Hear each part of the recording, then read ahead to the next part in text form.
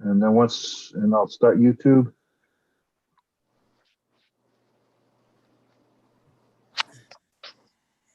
Okay, Barry, anytime you want. Let's go. We'll call a regular meeting of the Town Plan and Zoning Commission for Thursday, August 27th, 2020 to order. Our first item would be the approval of the minutes of July 23rd. Have a motion for approval. I move we approve the minutes. Have a second? Second. Okay, moved and seconded. Any omissions, additions, corrections? I had two, and sorry, I don't have the page number, but my last name is spelled, I think, M-E instead of M-I in one of the All right, pages. I'll spell check it. It's All right. minor. And then for the approval of the tennis courts, I think we had included an amendment on the operation time, and I didn't see that. Thought I had put it in there. Did too. Or I missed it. So It said outdoor, yeah, I think under general conditions, number 10. oh, outdoor okay, it's under. lights Turned off no later than 10 p.m. Okay, so that was okay. Yeah, All right, that's it. I didn't. Yeah, that's it. Thank you. Anyone else? All right, hearing nothing then. All those in favor? Aye. Aye. Opposed? Abstentions? Is Dwight unmuted? His name. Dwight's popped- unmuted. Yep, I'm here. Oh, there you go. Okay. We just can't see you. I don't know if you're going to use your camera or not. Yeah. Yeah, all I see is your name on the screen, so wasn't sure. All right, there are no public hearings. Amazing. No site plans, also amazing. This may be our shortest meeting of the century. We have Aaron Romano. Yes, request by Aaron Romano, informal discussion for vineyards. Just before I open the floor to anyone else, why wouldn't this just fall under a restaurant? Hey, there's Dwight. Fall under a restaurant regulation. Because it's not really, it's its own little animal, but there are certain different state regulations for vineyards as they are for, and maybe Aaron can explain what he wants to do. Certainly. Good evening, everyone. May I speak? Yeah, certainly we'll recognize you. Why don't you tell us what you're planning or what you're thinking of? Sure. This is Aaron Romano, and I live at 55 Woodland Avenue in Bloomfield, Connecticut. And I'm currently a farm owner, and it's a last piece of farmland or open space near the center of town. Last year I grew hemp on the property. This year I'm doing vegetables, and I've got guinea fowl and some hens and some bees. But I'd like to expand it. And the reason why is I see that there are vineyards that are open in Granby and in Simsbury and Glastonbury. And there are farms that are basically either operating or functioning as vineyards where they're actually serving the wine there, but they're growing it as well. And so there is no vineyard that services the Bloomfield population. And I do think that with the direction that the town is going in, with having these wonderful amenities and services, and the town is growing in that direction, I think I'd like to serve the community in that same way, in a similar fashion. So I can combine the agriculture and in the growing of grapes, and people can go out and they can enjoy the vineyard itself. They can perhaps hold weddings there and other functions, and then also be able to serve the wine that's grown from the grapes of the vineyard. Would there be any, I would assume there would be buildings involved. There might be, and that's really the model, the business model for vineyards is they are typically in residential. Well, for instance, there's one in Granby, the Lost Acres Orchard in Granby. While it's in a residential community, a lot of those properties in Granbury still have large parcels of acreage. The Lost Acres Vineyard has, I think, I don't know, 30 acres. I have 10 and a half that I'd like to cultivate And some of that acreage would be devoted towards the processing of the wine and having an indoor space where people could consume it and it could be served and bottled and sold. So, the question is how to do that in a way that is consistent with the way other towns have served it, because the farmland is in a residential area, but it is also meant to still produce, for agriculture. And I'd like to continue to function it, as a farm. And it's not easy to find something that will produce money and not just be a hemorrhage on my savings to keep a farm alive. Jose, is there any literature on minimum sizes and Well- I- Yeah, I'm like Aaron said, there's a number of examples from other towns that they've adopted this different models of it. And I can certainly, if the commission thinks this is a good idea to pursue, I'm sure with Mr. Romano's help, I can research what other towns have done and come up with something that might fit Bloomfield. Does that parcel happen to fit in the town center district or the, it's- I think it's outside of the town district, it's the outside business center district. in the BCD? Okay, It's residentially zoned. but it's it's on fairly the first close, street As you come up Woodland from Wittenberry. right? It's on the Yes. corner, It's the corner of Mills and Woodland. right, Woodland. which can't. How many access- acres is it? A total of 10.5 acres is the farmland, but my residence, which is adjacent to it, has 1 acre. That's the old Willoughby farm, isn't it? That is correct. That is correct. So the thought was, there's a possibility of maybe using the buildings that are located at 55 Woodland to support the agricultural development on the land itself. I mean, I just don't know what the best model would be for it, but that's why I wanted to reach out to the committee first so we could come up with something that is workable for the larger community and something that's consistent with the growth and development of Bloomfield. And you said there were several other structures on the property in addition to your home? So it's the home, and right now I have on the farmland itself, there's a small barn that was built in, I think, the early 20th century. So there's a stone structure there. And so obviously I'd like to incorporate that because it is a historical structure. Both are historical structures, and I thought it might be nice to utilize both of them toward the vineyard itself. Oh, it might be a good way to, get our feet wet, maybe attract others. I would think it would have to be a larger, well, I'm spoiled because I've been out to California and wandered through wineland out there, and it was a mammoth. But well, Jose, why don't you see if you can dig some stuff up? And you said with Mr. Romano's help, maybe we could just put it on a future agenda and we could discuss it in further depth. Anyone else have any comments or suggestions? I mean, from the location, it is pretty close to the BCD, and I think good use for the farmland. Well, I do know, back in 1969, we widened Woodland Avenue. And there were 4 enormous elm trees on the Woodland Avenue frontage of that property. And the resistance to widening Woodland from the people who lived on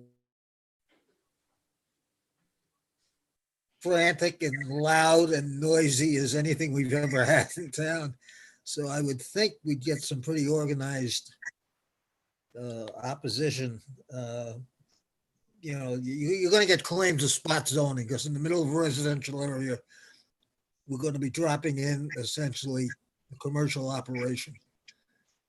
And Would it be a farm operation though, or? Yeah, that's what it would be. It would be a farm operation. And so really the question The ultimate question becomes this. As Bloomfield is developing, the question is going to become, what is the use of this open space going to be ultimately? Is it going to remain a farm, or is it going to, is it going to be converted into condos like the, Mills Pond? And what do the residents on Woodland Ave and in the area, what would they like to see? Would they like to see it preserved? Would they like the sunset and the view to be preserved, or do they want more development?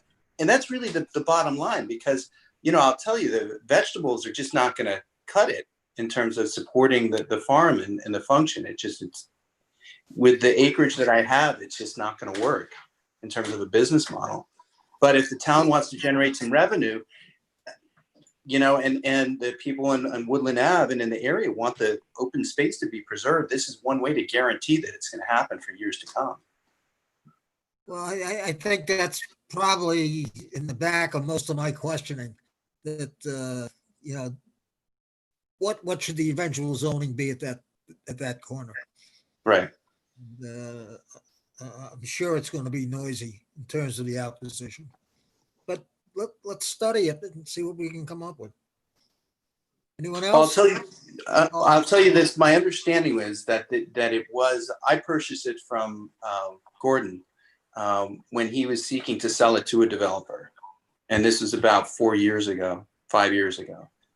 So I think at some point it was slated for development, and I had lived at the residence on 55 Woodland, and I certainly didn't want to see the farmland developed, because once you develop something, you can't undevelop it. And perhaps the best way to go ahead and preserve the land is to make it a functioning, profitable agricultural enterprise that'll be there for years to come. I mean, Bloomfield is going to continue to be developed, but this space, if it's a functioning vineyard, it would be guaranteed to be there. And from the POCD, wouldn't that, fall in line to preserve what farmland we have? I'm guessing it says something about that in general. Then you're going to hear from the Wittenberry Land Trust. Well, they could hold their events. They can certainly hold their events on the vineyard. Well, it doesn't have to be exclusive to, that particular organization, but Yeah, of course. Yes, Well, hey guys, I'm new to Bloomfield and I'm not sure exactly where this is located. if you know where Woodland Street is. Hang on a second.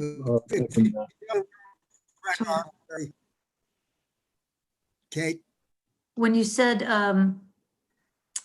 Mill Street, I thought I did, but is this like? no. Let's come at it from a different way. Come out of the center of town on Wittenberry Avenue. Mhm. You go by the mall. You go over the railroad tracks. Well, I see a blank look. Hang Yeah, on, I'll which put it way up on the screen for you guys. Thanks. Over the- Perfect. Second, if you give me a First left second, is Woodland. give me a second, I'll zoom into it and hopefully I'll get it right here. It's off the Mills. Yeah. It's almost directly behind Geisler's. I mean, the Yeah, farmland. a little bit north, but yeah. Yeah, Yeah. Let me Yeah, northeast. it let me abuts try to share my screen with you guys and Are there a lot of neighbors? Yes. Oh. okay. You should be. Hopefully, you'll see. You're seeing the screen. That Yes, Okay. I do. you Yep, got it. Here's got it. Geisler's. Here's the farmland. gotcha. Aaron's house is number 55 here. Okay. So that's the farmland. Let's see what the zoning currently is. So it's right on the edge of the BCD. The business center district is right here. The railroad tracks are here. This is the property right there. Goes Pardon? way south. I didn't realize it went that far south. Yeah, and It is right. It is there's a right little bit of behind, wetlands, but it's pretty. yeah, those there's are the guys. wel- It's right behind guys. Yeah, Pardon? it is right behind Geisler's. Right. And there's neighbors. I mean, there's a neighborhood here, and then. Yeah. But if That whole if you neighborhood. zoom out, you can see sort of see it in relationship to the Okay. Alexandria Manor here, Geisler's here, Yep, Mills Lane, and Woodland. So gotcha.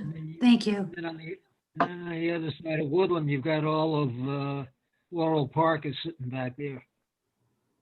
So, Okay, Thank you. good. Yep. All right, so Jose, you can gather some stuff up for us. sure. Okay, and we'll take it up at some future meeting, I guess. Thank you, And, Mr. Romano. Yes, and Mr. Burson, if I may inquire, Sure. what would you like me to do in terms of research with neighboring towns, et cetera? I'd love to be of assistance in that regard. Well, why don't you discuss that with Jose, because he'll know specifically what to feed to us. My two primary concerns, again, when we get into discussing developing new regulations and whatever, I'm the first one to say, no, I don't want any previous information. I want to start new. But I'm concerned about traffic because I don't know how long people's memories are, but when I came to the work for the town 50 years ago, the reason we widened Woodland was because there was a horrific automobile pedestrian traffic accident right at that intersection. And that was one of the reasons we widened it, which I never understood. I thought that would increase speed, but it's a residential area, and increasing the traffic, which is what the biggest complaint is going to be, in my judgment. I want to see as much information as possible what other towns are doing. The only one I can think of in the area is the one in Simsbury, actually. The fruit stand that has a vineyard just north of the fruit stand. And that's an arterial street they're on, so. That Rose It's Farms? an arterial, which starts the whole problem all over again, so. I'm sorry, Tindy, you had something to say? Is it Rosedale Farms you were thinking of? Yes, yeah, thank you. I couldn't think of the name. Yep, Rosedale, yeah. And now that's a very large operation, it seems. Would you be bottling also, Mr. Romano? This is all, right now, we're in the investigation phase, you know. Yeah, I know. That's like If- asking if you're gonna wear an apron. Yeah. If I can do the bottling here, I mean, there's so much that could be done. You know, one of the ideas that was circulated when I was speaking with some other folks who are involved is having the bottling on site and employing artists to draw or paint on each label individually. So when you buy a bottle of wine, you're buying an individually painted, right? So the bottle itself becomes a keepsake. And you know, that could employ a lot of artists. So I'm trying my best to come up with a model which is going to combine, I think the direction where the town is going in, have an upscale vineyard here that's unlike the other vineyards that are just factories for wine, but can showcase some of the artists here and some of the talent here. I mean, there's a possibility of having, you know, the space where the wine is served to have a gallery there. I know that some of the vineyards have galleries there too. So this is something that, you know, I'd like to replicate for Bloomfield. And you know, we have the restaurant. Obviously, I think everyone knows I was involved with Sean Kong's venture on Toby Road to put together the jazz club there. So it's all in line with this, with Still making waiting sure. for that. What's that? I'm still waiting for that. I know. Well, I think there was a little snag with Okay. some piping or something like that. Right. Well, Jose, if it's all right with you, can Mr. Romano do some of your legwork or Sure. Yeah. Yeah, see what you need? we can, if you can check out the you know, the regulations in the towns that have wineries and see which one works Okay. best, I'd be happy to sit down with them or, you know, you can email me what he's got and I can review it and give my input on it. All right. I'd be happy to do that. Thank you very much, everyone, for your time. Thank you. Thank you. Okay. May I be excused? I'm Yeah. sorry. Hang on, Okay. you could either, you can just quit yourself. Okay. Thank you, everyone. Have a wonderful evening. Thank you for your time. Thanks. All right, moving on, a complete streets policy discussion. Okay, not everyone's here. I don't know if you want to, we do have, if you want to switch B and C, there are some people waiting that are here to do the Alright. solar farm regulations. All right, we'll move on. And actually, we have Michelle Bononi from the EDC who helped with Don Poland help write these, and Marianne Horn, Charlie Horn from the CEEC. That if you don't mind, I'll promote them. I'll promote Michelle to panelist so she can Go ahead. and sort of give you a summary as to how this started out. Michelle should be.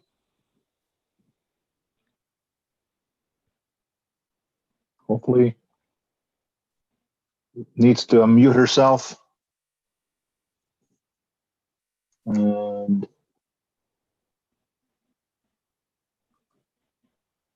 don't know. I got it. There she is. And Bonnie was here, but I don't see her anymore. So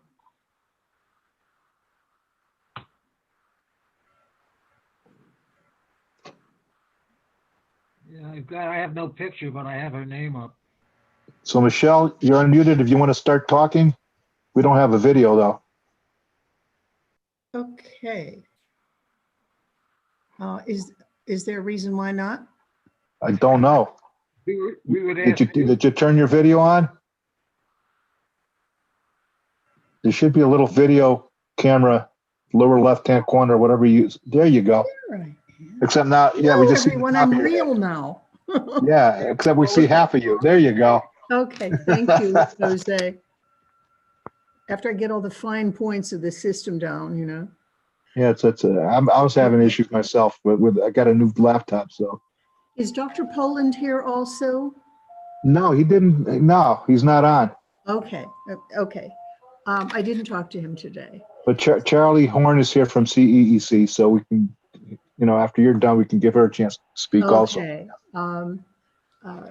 Charlie and I talked, so she was providing comment with regard to the proposed simple ordinance language that we are talking about tonight, and provided written comments, which I presume you all have. So just in general, what we were talking about here is the Economic Development Commission had a concern with regard to the placement and location of solar farms. And by that, at that point, just a second, I got to get rid of something here. Okay. At that point, we were looking at solar facilities greater than 1 megawatt of power. Our zoning regulations are silent about the location of solar farms, which we just casually refer to them in our work. And because they are not mentioned, we don't have anything in the zoning regs about where to locate them. The interesting thing about that is in Bloomfield, we have 3,000 acres of zoned industrial land, of which 1,800 of those acres are vacant.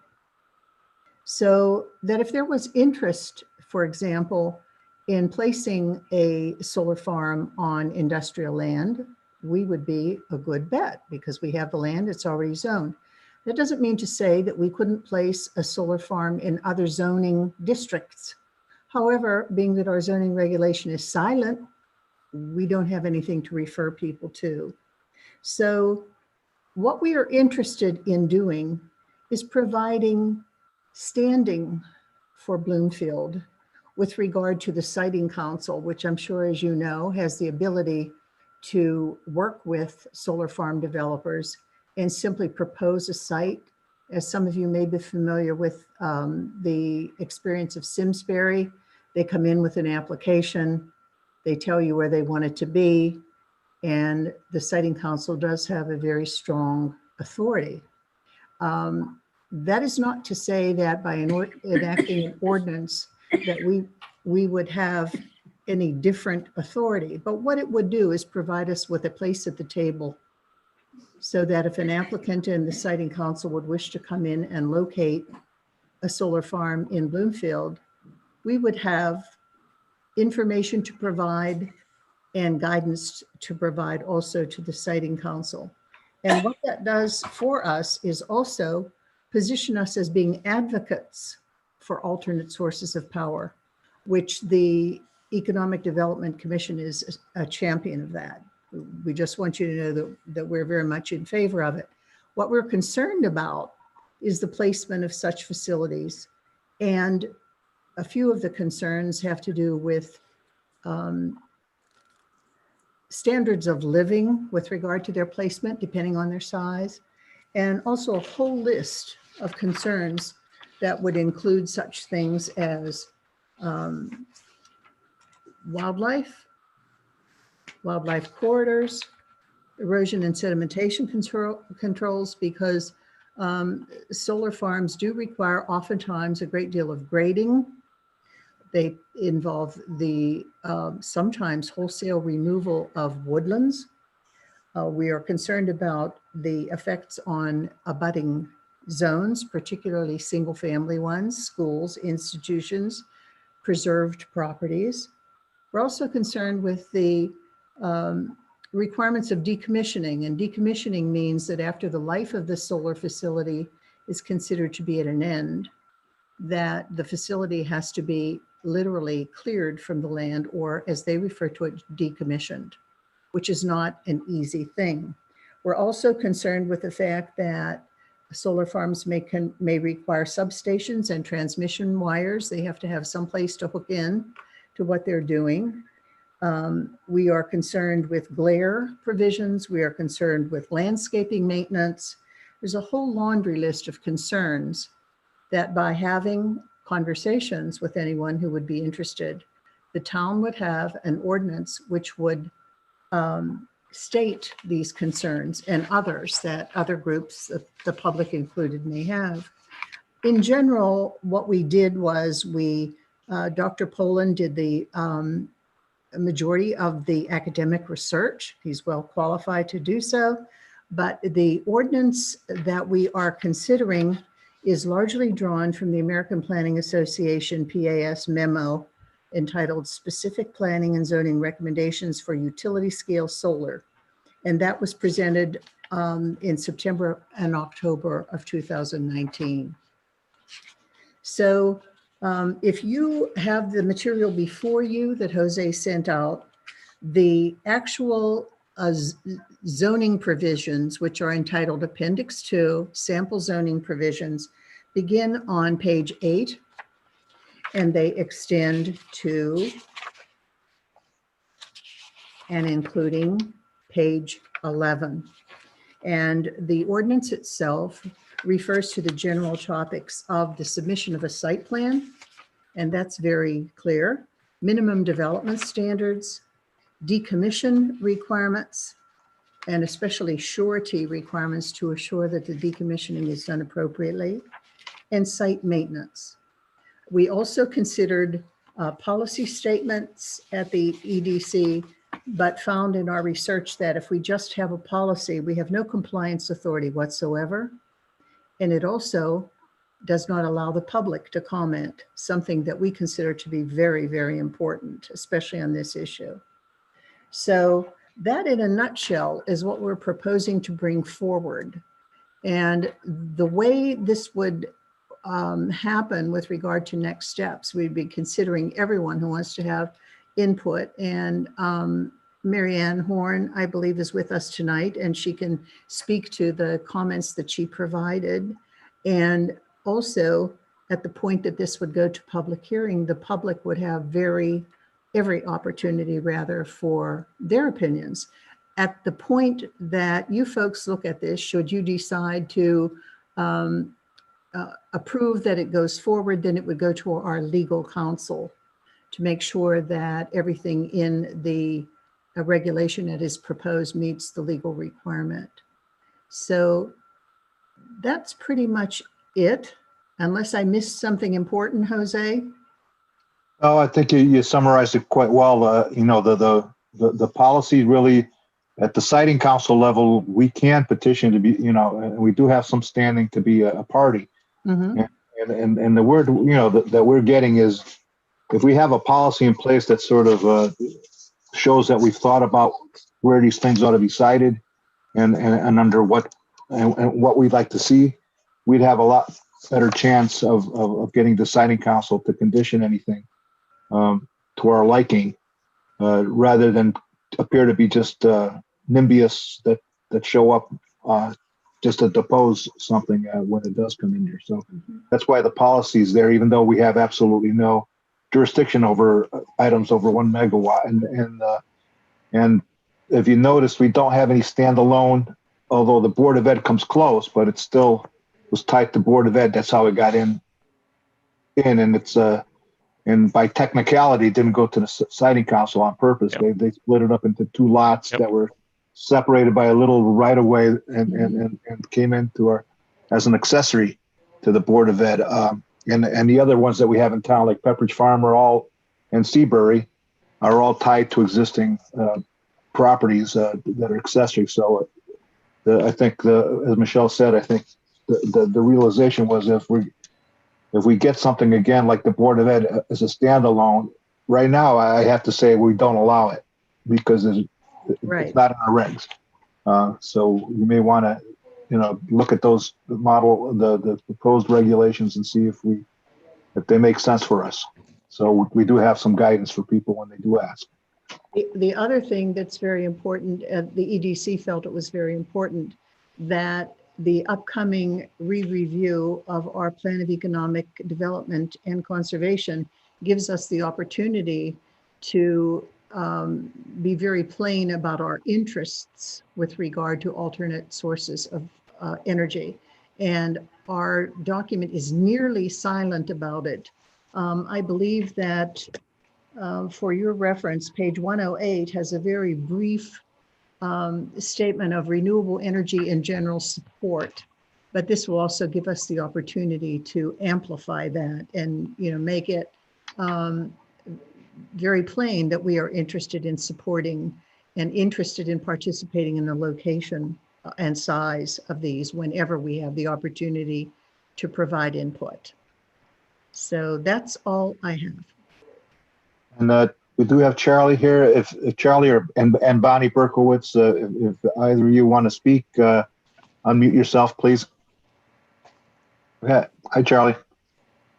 Hi, Jose, and hello, everybody. Thank you for the opportunity to speak to you tonight. I'm the chair of the Conservation, Energy, and Environment Committee, and we did take a look at what the Economic Development Committee and Goman and York prepared in terms of the policy statement and an ordinance for the siting of solar.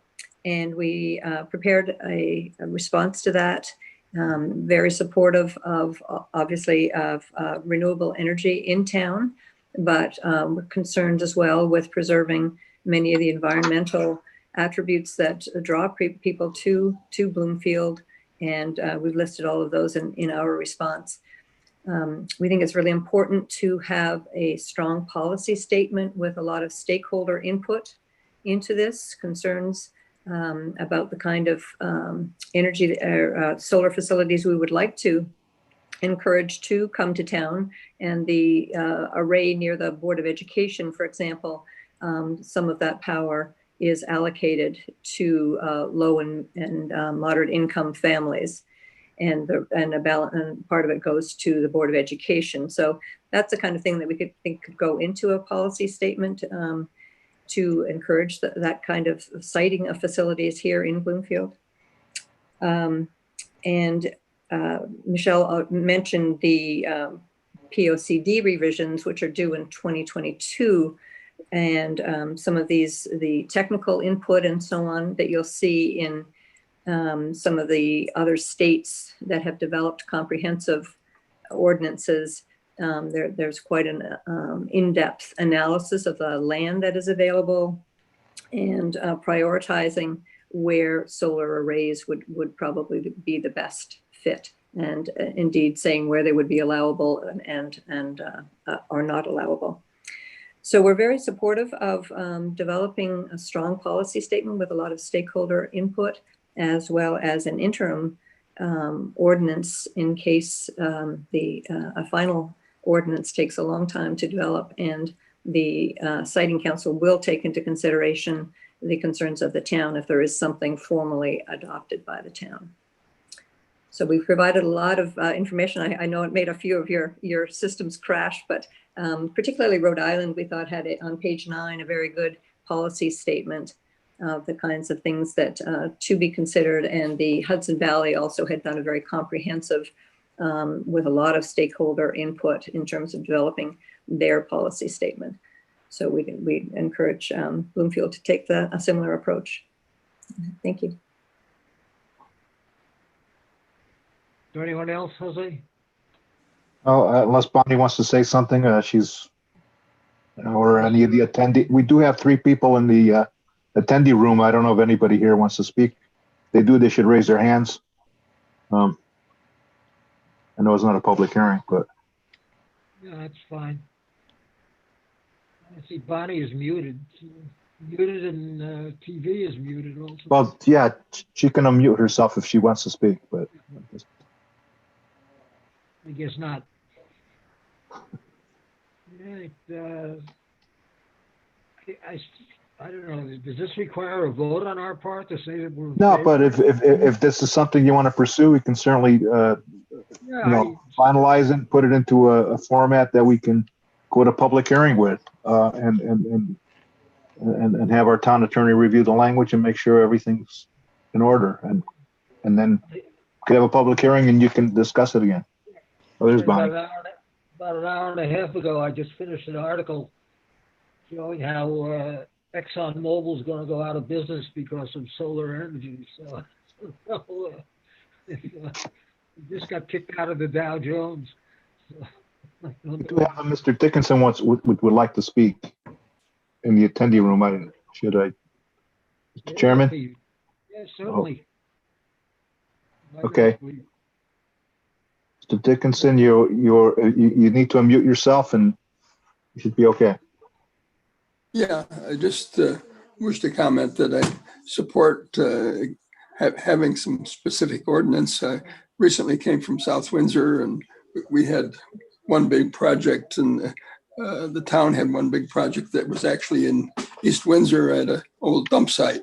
And I know of one other ones that was on an industrial site that was in back of their facilities. They had some open space, and so they put solar in there.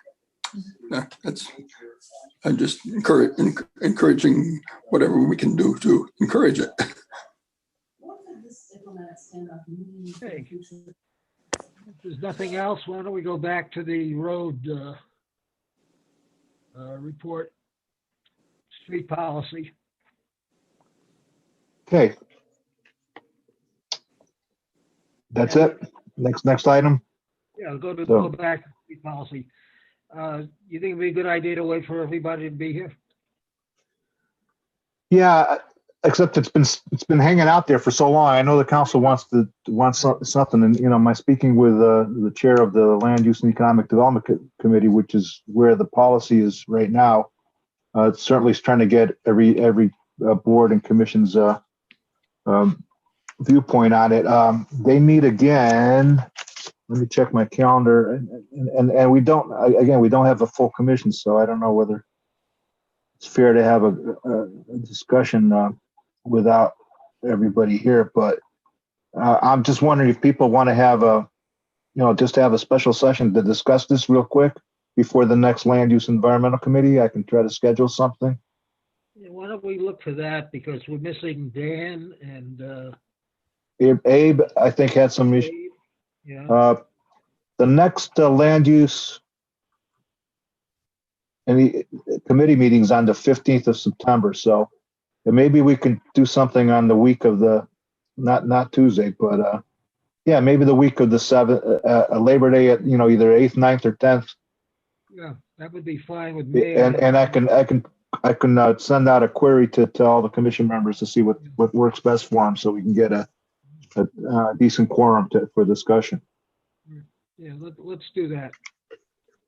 All right. It's just kicking it down the road. What the?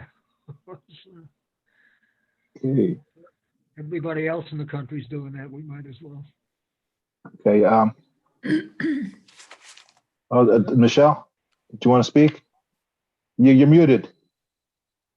No, I, Wayne, Muted. thank you for the consideration No, for the Alan's muted. work we have done.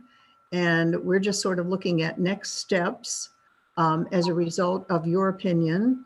And we will be happy, Dr. Poland and I, to be continue to work on this with Jose to get the language where we need it to be. It can be while legal counsel is addressing what we already have put forward from the standpoint of content. And this way we could keep the ball rolling Good. because we think it's important to do that. We don't want any surprises. So thank you very much for your consideration. So I'm going to say goodbye. Goodbye, Michelle. Thank you. Thank you. And moving along, we have a planner's report. Yeah, let me just take care of Okay. some business here, just get people back to attendees. All right, yeah, just a few things that I wanted to bring up that came in. We did get I think I sent you my report, my activity report as part of that email, so I'm not going to go over it. I'll let you go. Yeah, so let me just go. Can we just jump to the next item on there? The next Which item is is applications received for discussion. We got a few late applications. One is a 32 Winterbury right now is in the business center district. It's a 2-story building with offices on both floors, and they want to convert the top. I guess they can't rent the offices. That the office market is pretty well drying up. They would like to convert the second story into residential, which is allowed in the business center district above, and with no exterior changes. They got plenty of parking, obviously, because it was an office. So, that tax information thing. pardon? Is that tax information bureau? Is that what's in there now? I believe so. Yeah, I think so. So, if there's no objection, I can that I can handle that administratively because it's, like I said, no change to the parking or the exterior at all. Anyone have an objection? No objection. No.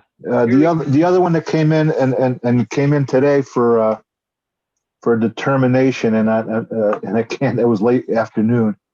I believe it was at Save More Plaza. The one of the units there at one time, I think, had a buffet place with some meeting rooms and all that. You may be familiar with DJ Craig, I guess is his name. Let me see if I can bring up his. Is on Blue Hills Avenue? Yeah, they just want to go in there, and I think they're looking for a determination that that's not a change in use because it was used at one time for that. There'll be no alcohol, and they would host small. It's a small space, about 3,000 something square feet, and also looking for a determination that it's not a.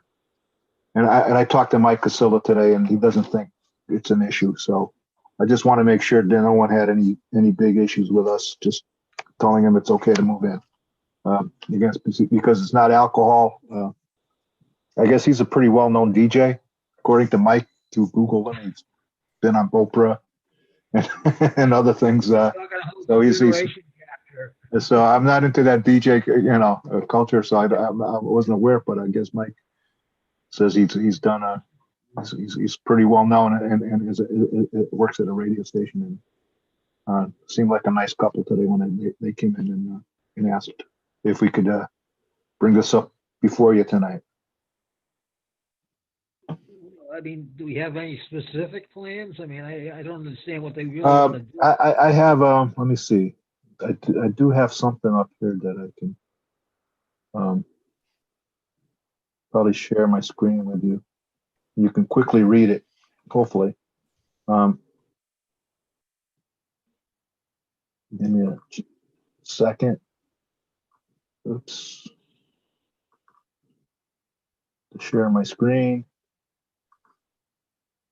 Again, this came in very late today. Can you read that? Let me put my glasses on. Is it too? I can. I can zoom it up a little bit more. It's at 135%. So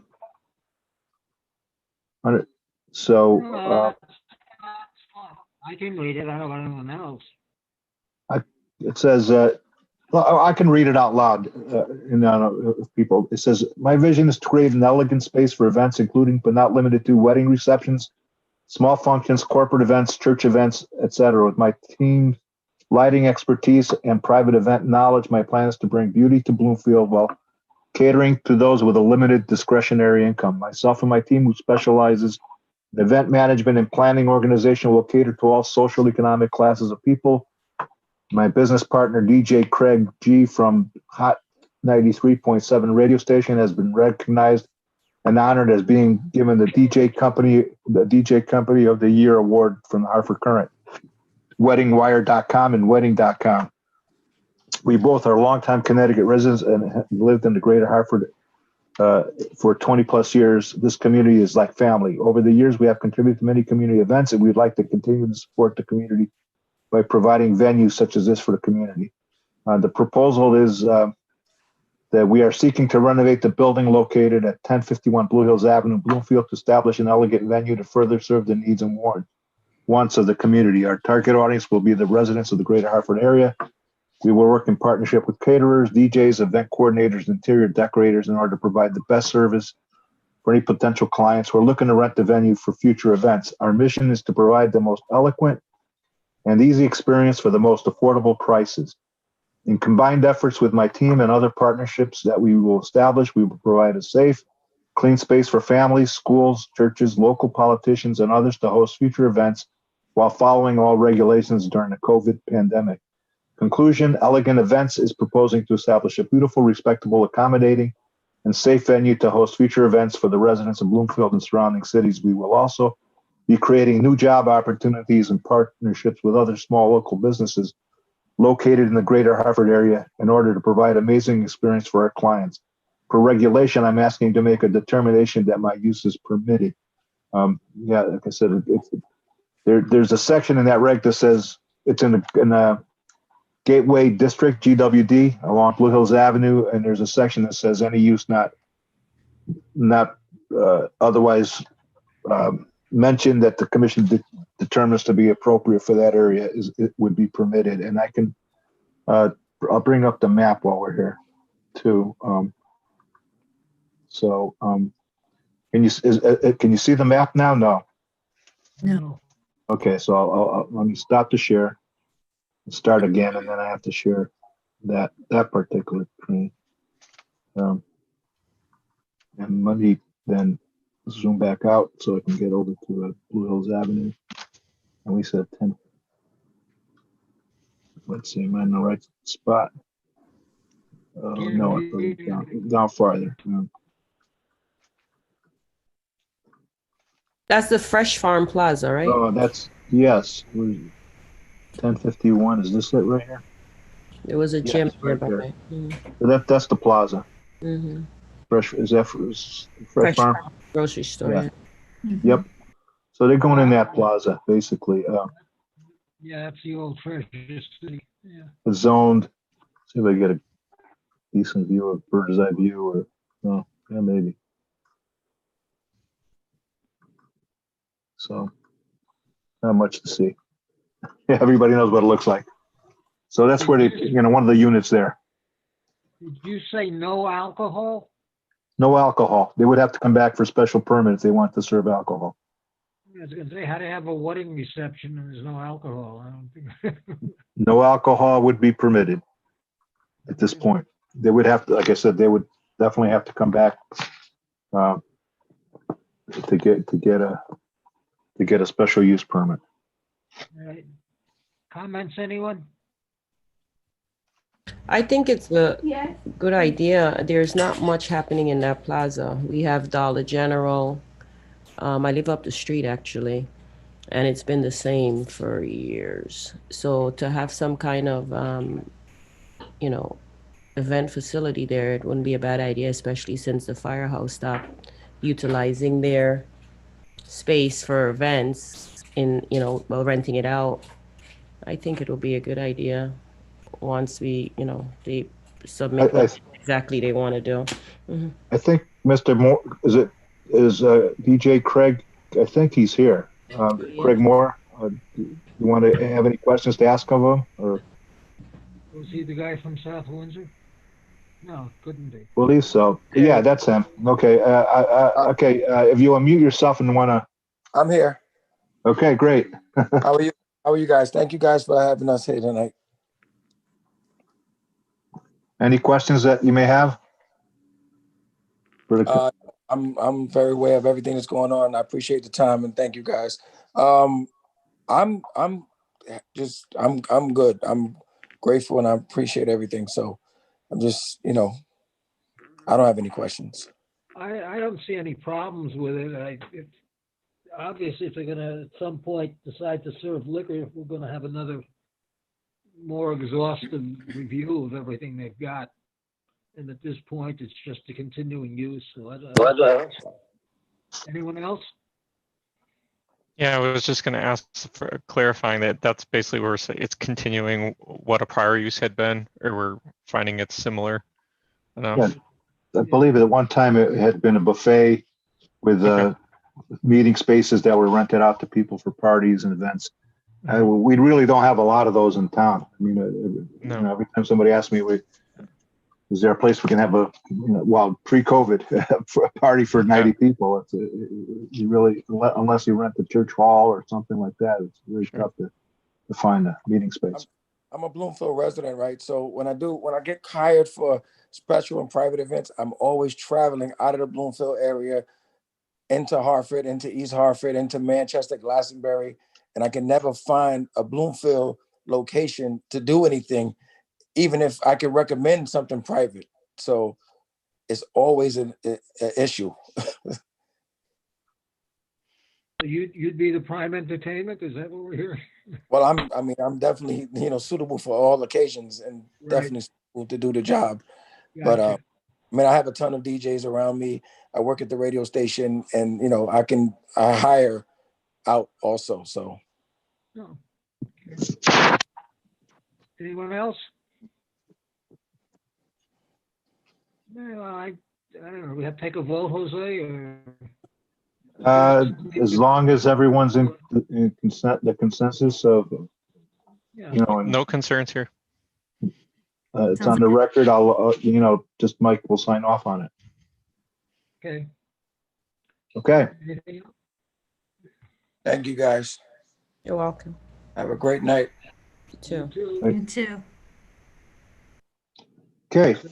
Any general questions for me about what's happening out there? We do have a couple of applications for next month that will require a hearing. One of them is the apartments at the end of Jolly Drive are actually coming in with their civil engineering and approvals for.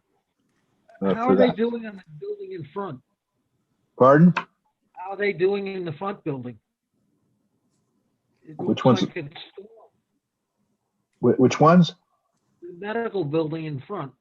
The medical building? They're plugging along, I guess. They got their permits and everything. So, but they're right now they're coming in for and I believe we had another application that came in. I'm just trying to think what else. But there'll be at least two public hearing ones for next month. Okay. So. Other than that, unless you have some questions. None of us should. Oh, one thing I'd like to bring up though, since it's kind of a short meeting, we got to start thinking about 2012 Plan of Conservation Development, and it's, as you know, it's the Planning and Zoning Commission that directs the effort, and you may want to start thinking of having how you want to do it with a steering committee to sort of meet offline and I suspect with the budget being the way it is, we're going to try to do as much of it in-house as possible. We did get a grant from the Department of Housing for $15,000 to help do a needs assessment for affordable housing. so that would be a big part of our housing element that we could knock off with that. And also the complete street studies certainly would be a good chunk of our transportation section. So anything else, if you have any thoughts, maybe we can just either start looking for a committee. Barry, you went through this more. How would you think we want to approach it? I've done it two ways. So, 20 years ago, we sat down in work groups and did it, and then combined all the work groups. 10 years ago, we did public hearings with the consultant leading our public hearings and then digesting all that information. And then we met in committee. I forget how many people we had on the committee, and digested that and then brought it back to the committee. So I'm open to this. Yeah, nowadays a lot of stuff, a lot of towns are doing hybrids with a lot of online polling and with people having to draw more people, especially with the COVID. You're not going to get too many people at a large gathering, but there's firms out there that specialize, and I can try to find out how much it would cost to set up something where people could give their opinions online and form the basis of hopefully get a greater public participation in drawing up the next plan. Well, that makes a lot of sense to me. And you're right. Even 10 years ago, we didn't have this ability available. So I suppose we could do a lot of it online.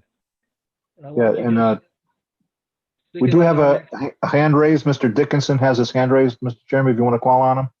Yeah, sure. Yes, it's not really part of Complete Streets, but it's kind of related to the plan of development, and that is to have specifics in planning and zoning regulations regarding arterial roads and connector roads. I really believe that in the future, we should have either side paths or sidewalks on both sides of all arterial and connector roads. I continuously see people walking along the edges of roads, and it really makes me nervous because somebody's going to come along that's distracted. And I think it would be good to have in the planning and zoning regulations that when any development takes place, that sidewalk or side path is incorporated as part of that development.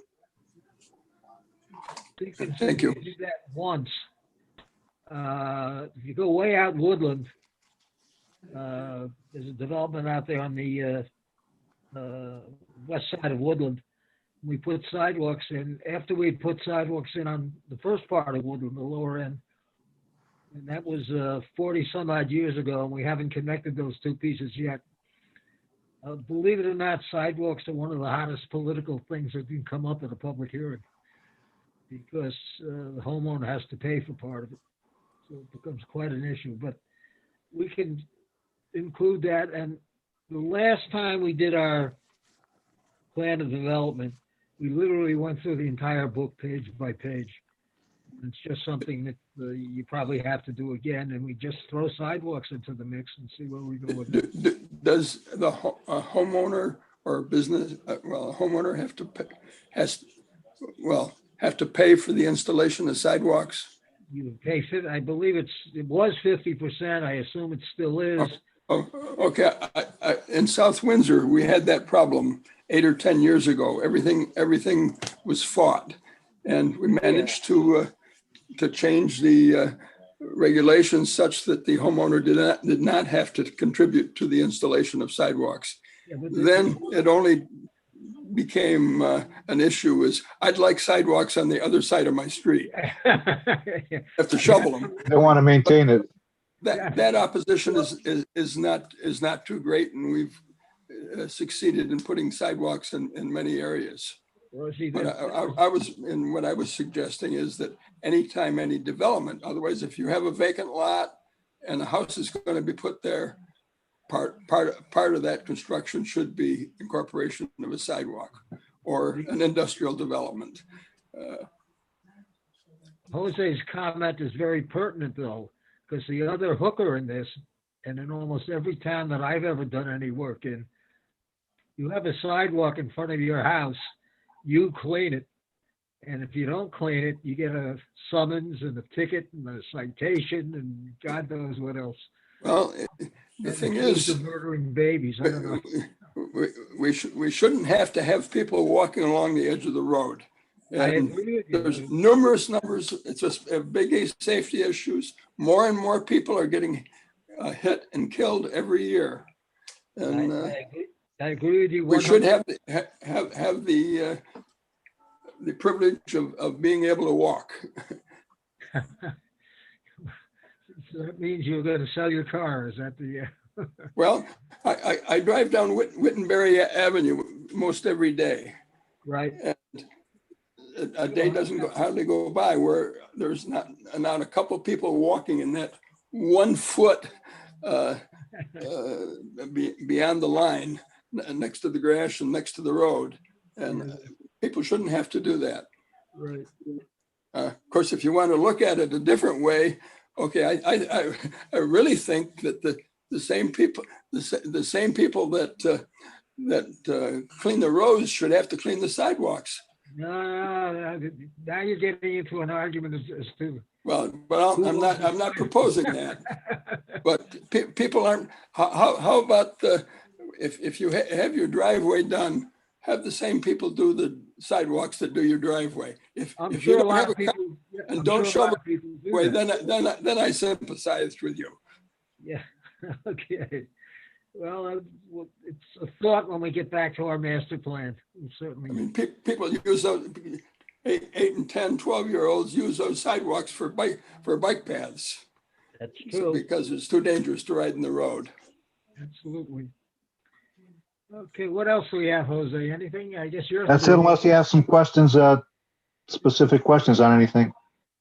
Anybody? Anyone? I would just say I would think we do want to move forward on some kind of initial or interim solar. Yeah. Although I did see that in one of the memos that the state of Connecticut is supposed to be coming out with their own guiding language, so I'd be curious to see what that is, and if that will help inform us. But yeah, I want to make sure we have standing if we want it. Yeah, I think part of it's determining where it might be more appropriate to locate these things and where it might be inappropriate to locate. Correct. Yeah. No, I think I agreed with all the recommendations in the CEC memo, and I think there was one thought as far as maybe on prohibiting upgrading existing transmission. I thought that or prohibiting upgrade and new transmission. I thought it might be a little bit much to prohibit upgrading. It's probably details. Yeah, I'd have to look at that. I don't recall. Was that in the proposed regulations? In the CEC memo. All right. In their memo, okay. But I guess it would depend on the type of upgrades, like how much was it changing, because it could prevent good projects going forward that there really wasn't anything other than, upgrading that you wouldn't necessarily see, but were safety factors. Yeah. So I guess it would depend on the type of upgrades. Okay, so we'll get something together, and then so it's ready for at least a public hearing and see throw it out there, see what people say. I did have one question about the size of a solar array that would generate 1 megawatt. What's the average size in acres? Well, have you gone behind the Board of Ed? Have you seen those? you remember that? Well, you were on the commission when they came in. Both of them, each one is about just slightly under 1 megawatt. So they got, so that's, if you drive by there, the Board of Ed, that's almost 2 megawatts. They came in just under, so they didn't want to have to go to the siting council. Usually people, because I guess they would have to jump through some hoops that they didn't want to jump through. So, But is there an average size of an array that generates 1 megawatt in acres? Yeah, I don't know, but let me find out for you. I don't know off the top of my head. I can email you that answer. That's right. I'll take a drive by. Yeah, Might vary depending- visually it's a tight site, so that's what it would be. And then I just also wanted to ask if any of the other members of the commission are aware of the Desegregate Connecticut effort that Sarah Bronin is involved in, and have I saw that article, yeah. yeah. I've sent stuff out there. Yeah, I'm signed into their emails. I'll be happy, to forward. I am too. So, and actually, I'm doing something with the Bar Association next, I believe, on the 3rd, although we haven't gotten together to really discuss it, as part of some Desegregate Connecticut, I think, just to point out how our regulations are way ahead of a lot of other towns, and the fact that we do allow 2 families as of right in certain zones. If you meet the size, all you got to come in is get a zoning permit. That's one of the things that Desegregate Connecticut and the Bar Association is trying to get towns that are not that are basically segregated by their zoning to adopt at least accessory apartments and as of right 2-family conversions to sort of maybe bring the cost down. I mean, I've worked in Westport, I've worked in North Branford, so I've been in different towns with different